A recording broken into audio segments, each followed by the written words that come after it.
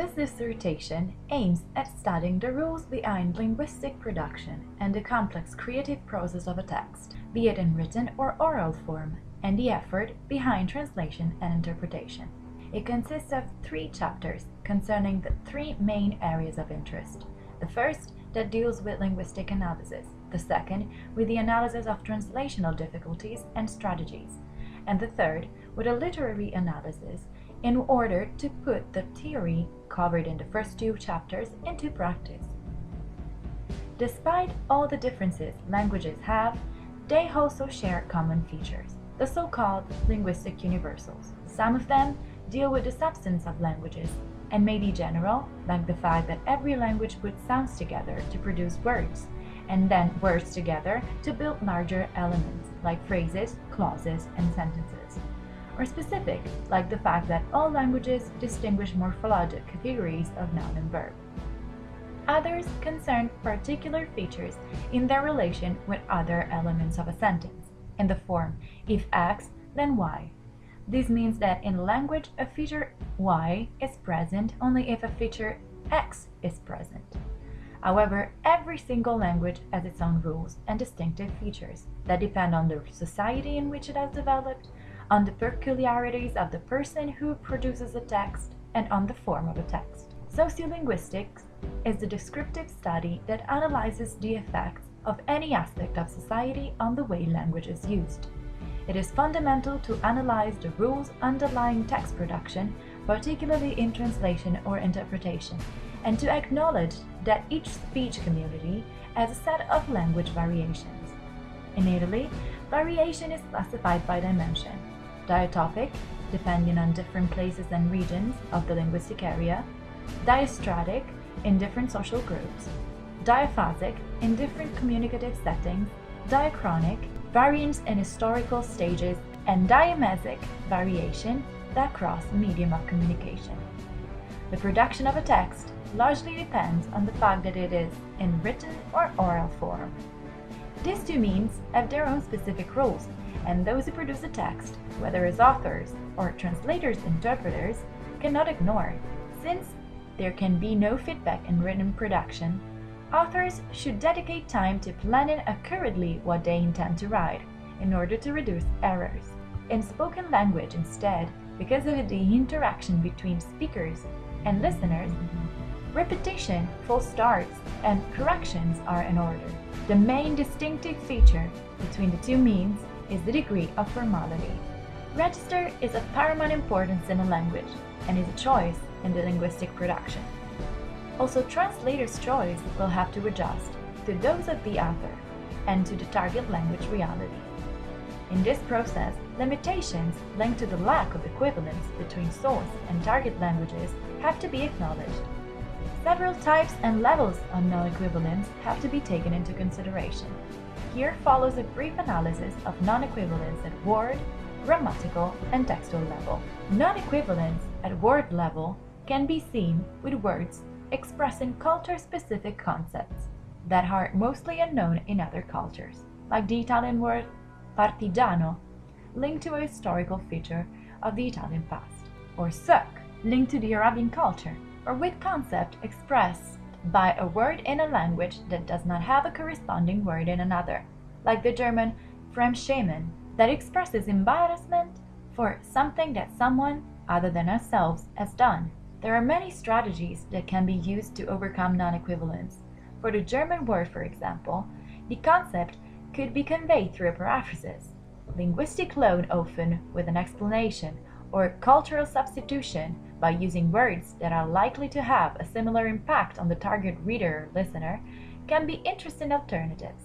Interpreters and translators will have to be aware of the syntactic structures of the language they work with, in order to mediate between author and reader or listener in the best possible way.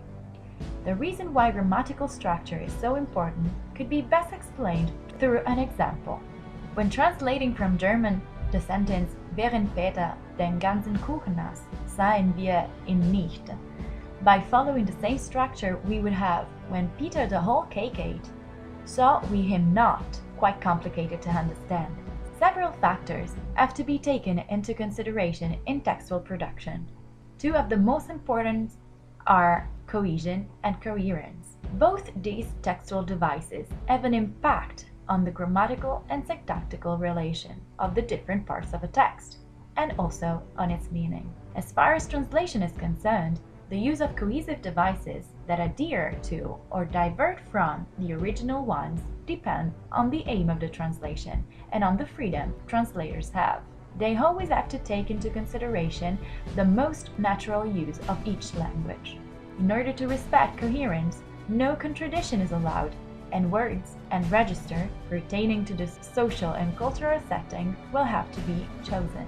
A text should be analyzed in its entirety, and a balance between maintaining writer and reader expectations should be sought after. In the last section of this dissertation, an extract of the literary work The Great Gatsby by Francis Scott Fitzgerald and its 3 Italian translated versions will be analyzed. The first by Cesare Gentilini in 1936, the second by Fernanda Pivano, 1950, and the third by Franca Cavagnoli in 2011.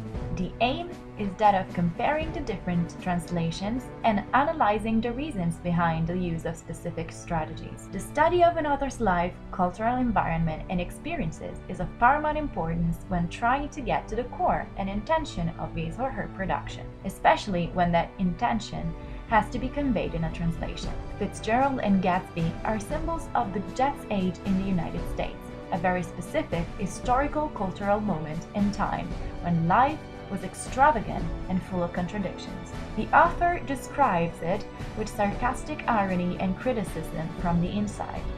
The novel revolves around pure and idealized love that the protagonist, Gatsby, feels for a woman, Daisy. This love becomes corrupted by time and reality, and will eventually lead to Gatsby's death. From the very first words, Fitzgerald gives the story a very personal and intimate one by using my before young and vulnerable ears. These implications and intentions are conveyed in Giardini's version, Quando ero più giovane che è quanto dire più vulnerabile, that literally translates in when I was younger, that is to say, more vulnerable, as well as in Cavagnoli's version, negli anni in cui ero più giovane e vulnerabile, literally in the years when I was younger and vulnerable. Pivano's choice, negli anni più vulnerabili della giovinezza, and the most vulnerable years of youth, adds implications that were not expressed in the original text, and loses the original personal connotation. One noticeable expression in the text is old sport, especially in the way the author makes the protagonist use it. This expression was typically used by upper-class British men to indicate old friendship and camaraderie, with a slight connotation of condescension. The fact that Gatsby uses it, when in fact no one knows anything about his past, and he seems to have no old friend, underlines the contradictions and mystery around his character. This expression was rendered differently in the different translations. Pivano translated vecchio mio, literally my old, and so did Cavagnoli, maintaining the implication of friendship of the English expression and the literary meaning of old vecchio. Giardini opted for fratel mio, my brother, an expression linked to the Italian poetic tradition. The translators, in this case, did not have the possibility of receiving feedbacks or clarification from the author. Thanks to an experience gained by interpreting the 1997 Nobel Peace Prize winner Jody Williams for an interview and a congress, I was able to understand how valuable cooperation is, especially in translation and interpretation. In fact, more and closer cooperation could help to optimize and give more value to the work of authors, interpreters, and translators.